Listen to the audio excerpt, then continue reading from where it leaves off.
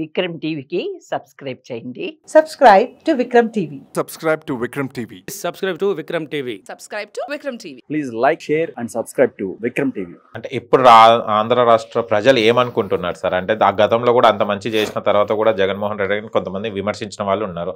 Opposition ఉన్నప్పుడు పవన్ కళ్యాణ్ గారు చాలా మాటలు కూడా అన్నారు. కానీ ఆ మాటలు ఇప్పుడు ఎక్కడ కూడా వినిపిస్తలేవు. అసలు మాట్లాడడానికి కూడా ఎక్కడ చూపెడతలేరు, ఇంట్రెస్టే చూపెడతలేరు పవన్ కళ్యాణ్ గారు. ఇప్పుడు డిప్యూటీ సీఎం అయ్యారు.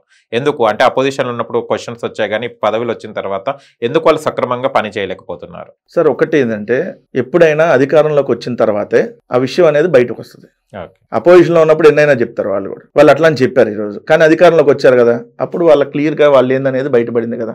అంటే ఏం చేయలేరు అనేది క్లారిటీ కదా. రెండు, జగన్మోహన్ రెడ్డి గారు ముందు నుంచి ఫ్యాక్ట్ చెప్తానే ఉన్నారు. నేను ఇదిగో ఇంతే ఇవ్వగలను, ఇంతకంటే ఈ రాష్ట్ర బడ్జెట్ లేదు, చేయలేను. ఫ్యాక్ట్ చెప్పాడు ఆయన. ఇప్పుడు చంద్రబాబు నాయుడు గారు ఈ మేనిఫెస్టో ఇచ్చేటప్పుడు ఇదిగో అమ్మఒడికి మనం ఇస్తుంది ఒకళ్ళకి, ఆయన ఇద్దరుంటే ఇద్దరు, ముగ్గురుంటే ముగ్గురు, ఎంతమంది ఉంటే అంతమందికి ఇస్తా అంటున్నాడు. మనం ఇస్తుంది 25,000 కోట్లు ఇచ్చాం మన 5 సంవత్సరాల మీద. సో మనం చంద్రబాబు నాయుడు గారు ఇవ్వాలంటే దానికి రెట్టింపు అయ్యిద్ది. సో ఒక పథకానికి 50,000 కోట్లు కావాలి ఓవరాల్ గా 5 years కి. సో ఉచిత బస్కి ఇంత అవుతుంది, పెన్షన్లు ఇదిగో ఇంత పెరుగుతున్నాయి, ఇంత అవుతాయి.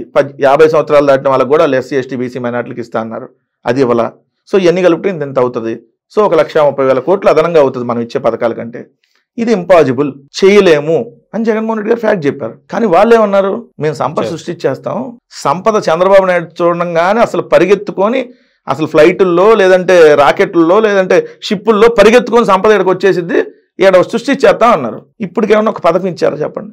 ఏమి ఇవ్వలేదు. కానీ వాళ్ళ ప్రజలు ఎందుకు నమ్మారా లేదా అంటే, ఒకటి బలంగా నమ్ముతుంది మేము ఈవీఎంలో, లేదు అని అనుకుంటే అంటే రెండో రకంగా విశ్లేషించాలంటే, ఎప్పుడైనా రాజకీయ పార్టీ ఒక దాని మీద స్టిక్ అని ఉండకుండా రెండో రకంగా కూడా విశ్లేషించాలంటే, ఇప్పుడు ఇక్కడ ఇద్దరు ఉన్నారు, 2 స్టాల్స్ ఉన్నాయి అనుకో. ఒక స్టాలు 5 సంవత్సరాల నుంచి ఆ స్టాల్లో మంచి క్వాలిటీ మెటీరియల్ అమ్ముతున్నారు, ఫిక్స్ చేసి ఇదిగో ఎంత రేట్ కానీ ఇస్తున్నారు, ప్రజలకు దానివల్ల ఎంత లాభం పొందుతున్నారు. సో ప్రజలకు అది బెనిఫిట్ అందుతుంది ఈ స్టాల్ వల్ల. లేదు ఇంకొక స్టాల్ వాళ్ళు పక్కన పోటీగా, అసలు మీరు వీళ్ళు ఇస్తుంది ఇదిగో మీకు వీళ్ళు నెల 10,000 రూపాయల వీళ్ళు మీకు లబ్ధి చేకూరుతుంది, మేము వస్తే నెలకు 15,000 ఇస్తామని అవతలాడు అన్నాడు. ఎట్టి బస్సులో ఇస్తాం అంటున్నాడు. దానికి ఇంకో 3-4 మద్దతు తీసుకొని వచ్చారు, పక్కన షాపులను కూడా మద్దతు తీసుకొని వచ్చారు. ఒకటి వైఎస్ఆర్ కాంగ్రెస్ పార్టీ సింగిల్ అనుకోండి స్టాల్, పక్కన తెలుగుదేశం, జనసేన, బీజేపీ, ముగ్గురు పెద్దోళ్ళు, దేశ స్థాయిలో చక్రం తిప్పుతున్నాళ్ళు. వాళ్ళు వచ్చి చంద్రబాబు నాయుడు అసలు ఇరగదీసేస్తాడు, మీకు చాలా బెనిఫిట్స్ వచ్చేస్తాయి, ఆ స్టాల్లో ఏముంది అంతకంటే మీరు రెట్టింపిస్తాం అంటున్నారు. ఆశపడేవాడు ఆశపడతాడు కదా.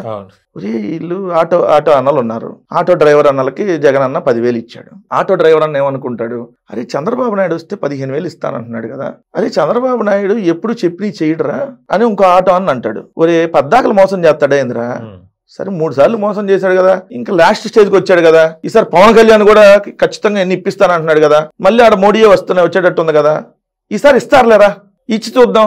సరే కనీసం ఆ 15 కాబట్టి 10 వస్తాయి కదా, జగన్ చేతి ఇస్తాడు కదా, అక్కడ ఎక్స్ట్రా ఇవ్వకపోయినా ఇస్తే మనకే బెనిఫిట్ కదా అనుకుని ఆశపడి ఓట్లు ఇస్తే ఏమైంది, ఉన్నది పోయింది, వచ్చేది రాదు. సో ఇప్పుడు అదే పరిస్థితి. మేము ఆటో వాళ్ళకి 10,000 అంటే వాళ్ళు 15,000, మత్స్యకార భరోసా మేము 10,000 అంటే వాళ్ళు 15,000.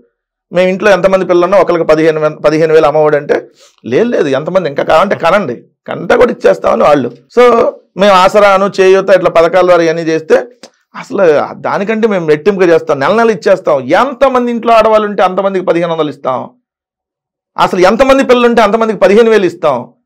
సో ప్రతి ఒక్కరికి ఉచితంగా బస్సు ప్రయాణం ఇస్తాం.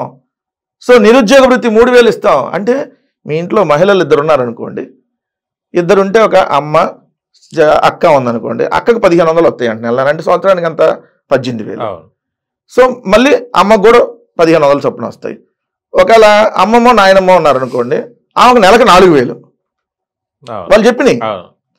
అట్లానే అక్కడ ఇంట్లో మనం నిరుద్యోగం అనుకో, మనకు నెలకు 3,000 అంటే 12 మూడు మనకు 36,000, అమ్మకు 1,500 చొప్పున 12 నెలలకు 18,000. మళ్ళీ ఇక్కడ ఒకవేళ ఎవరైనా ఇంకా పిల్లలు మనకు తమ్ముళ్ళు ఎవరైనా చదువుకునే వాళ్ళు ఇంటర్మీడియట్ వరకు ఉంటే వాళ్ళకి అమ్మఒడి ద్వారా 15,000. ఇట్లా చెబితే ఆశపడతారు కదా.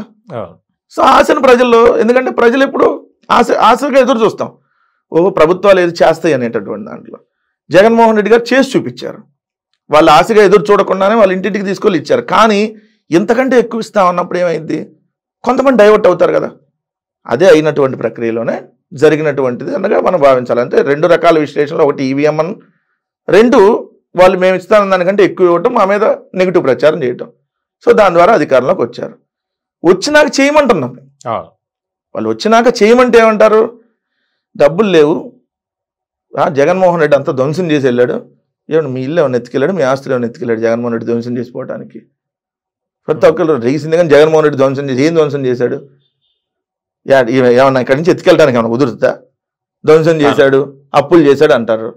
ఎక్కడ మీరే ఒప్పుకున్నారు కదా 14 లక్షల కోట్లని దుష్ప్రచారం చేసి మొన్న మళ్ళీ అసెంబ్లీ సాక్షిగా 6.5 లక్షల కోట్లు అప్పని చెప్పి బడ్జెట్లో పెట్టారు.